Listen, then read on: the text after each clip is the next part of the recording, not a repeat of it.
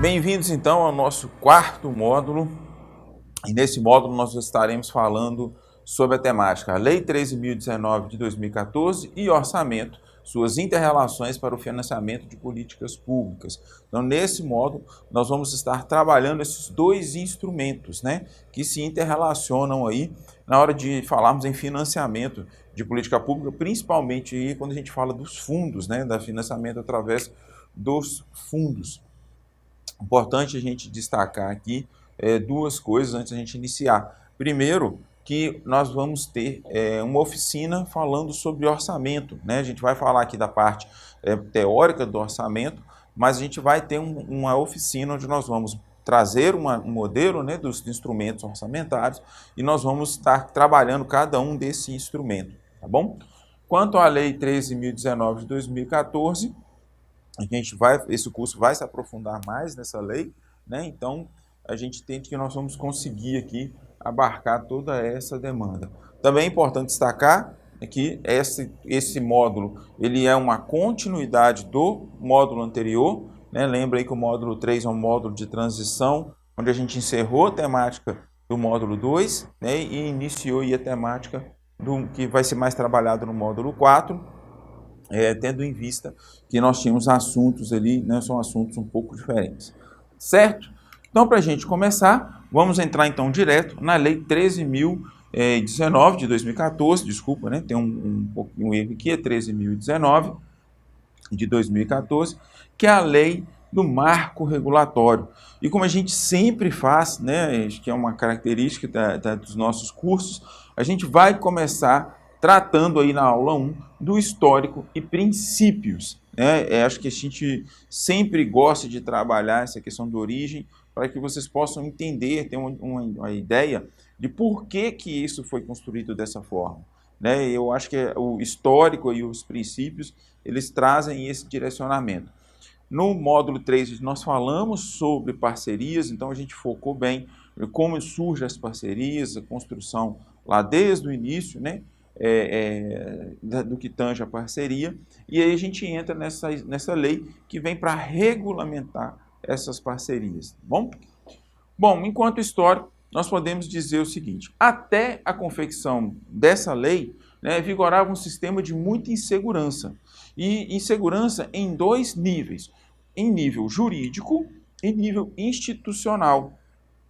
Em nível jurídico, nós podemos perceber que havia uma ausência de uma lei específica, ou seja, toda vez que um município e uma OSC iam firmar uma parceria, iam fazer uma parceria, criar esse instrumento de parceria, ou mesmo que iriam firmar parcerias, ela é entendida como as obrigações de um e obrigações de outro, e assim como os benefícios, a gente não tinha um instrumento jurídico que fosse específico sobre isso. Nós tínhamos uma lei sobre isso.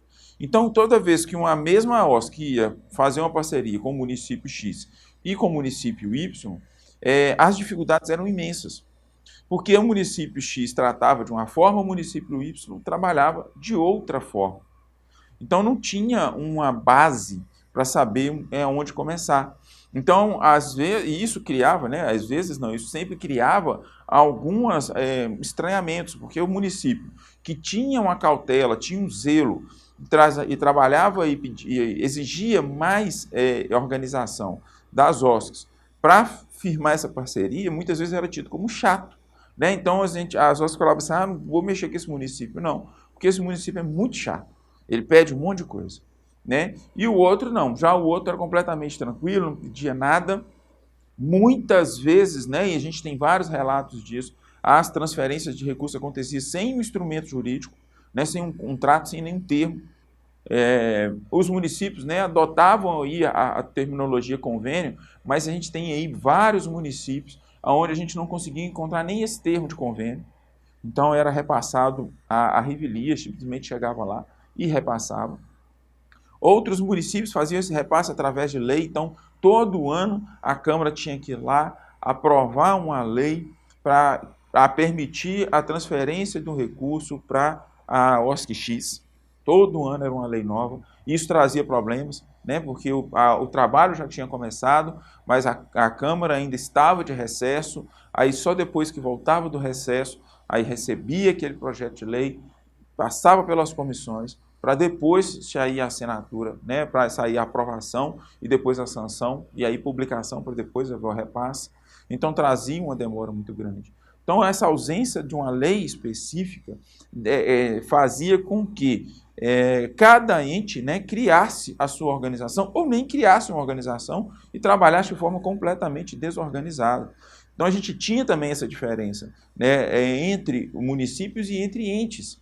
Então, às vezes, uma OSC que ia firmar uma parceria com o município X, né, tinha aquela tranquilidade, e às vezes chegava para fazer uma parceria com o Estado e não conseguia, porque o Estado às vezes pedia uma documentação diferente, exigia um instrumento diferente, exigia situações muito específicas, de forma diferente, e aí as OSCs não conseguiam se organizar, porque elas estavam acostumadas a trabalhar com o município, né, que não pedia, não exigia nada, e quando vai com o Estado não consegue, não tem a documentação mínima.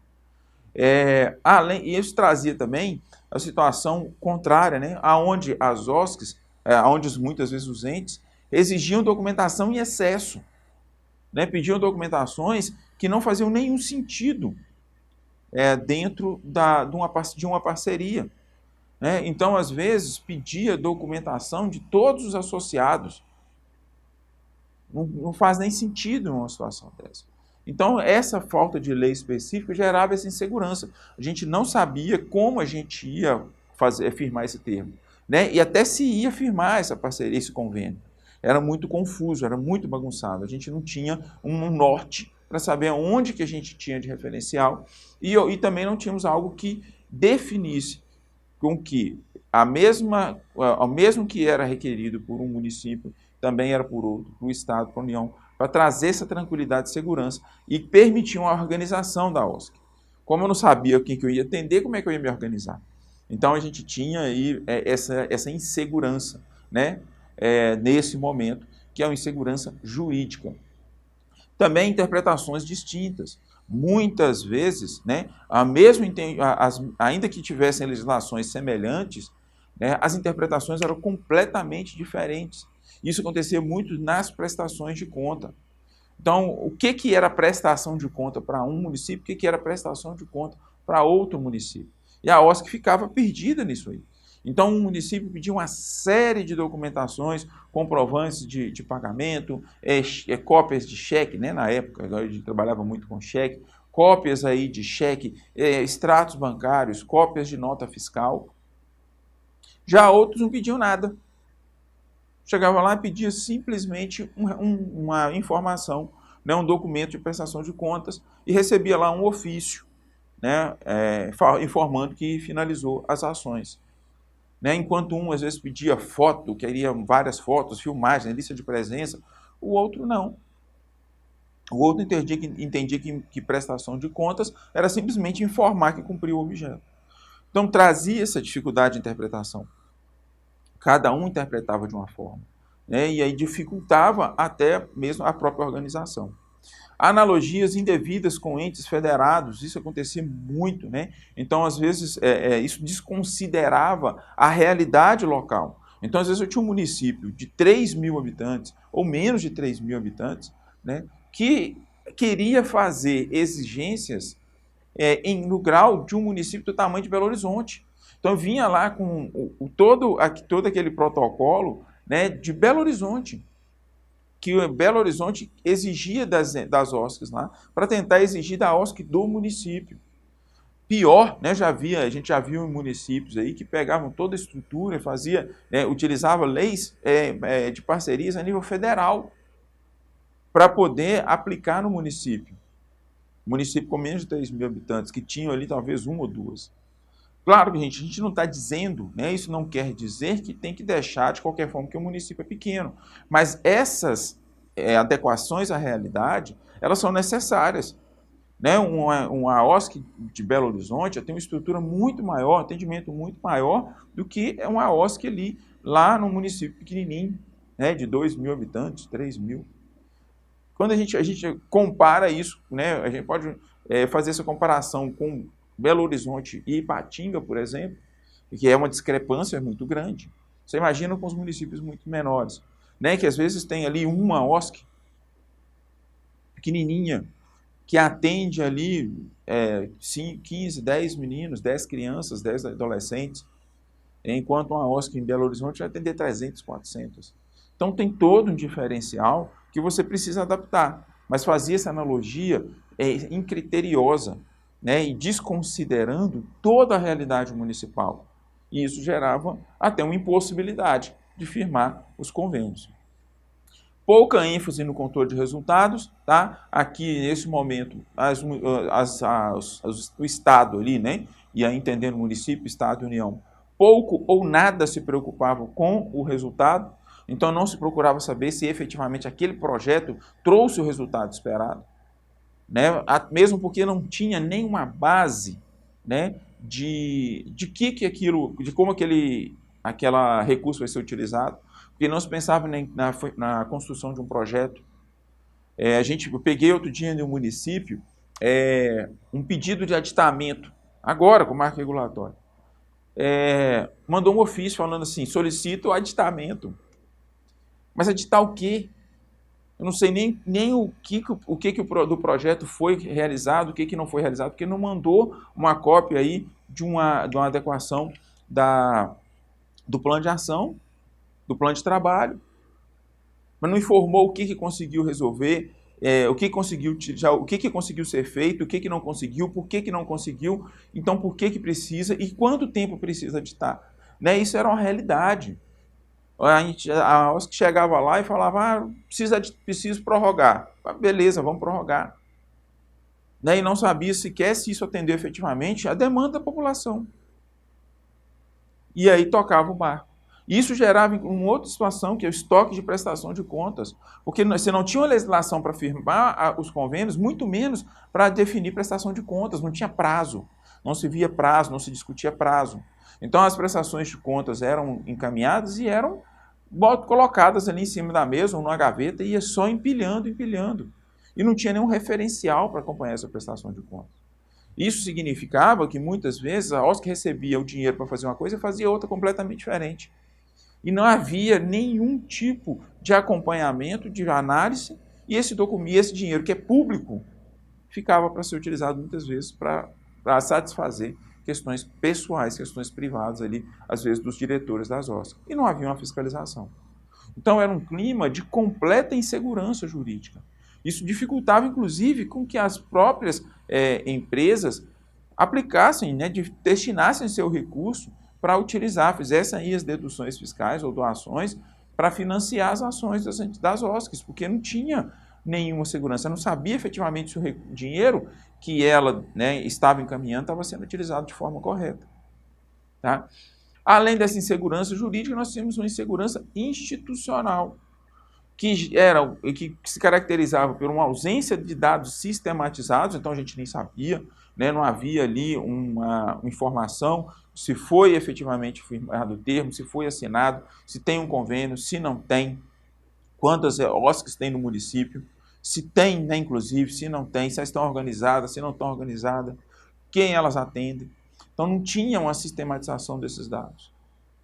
E esses dados ficavam aí perdidos, ninguém sabia como estava funcionando na realidade. Pouca capacitação, as OSCs além de não ter uma disponibilização de capacitação para se organizar aí, né, para conseguir esse recurso, também não tinha o interesse das OSCs em se capacitar. Porque se capacitar para quê? Porque vocês nem sabem como é que vai funcionar.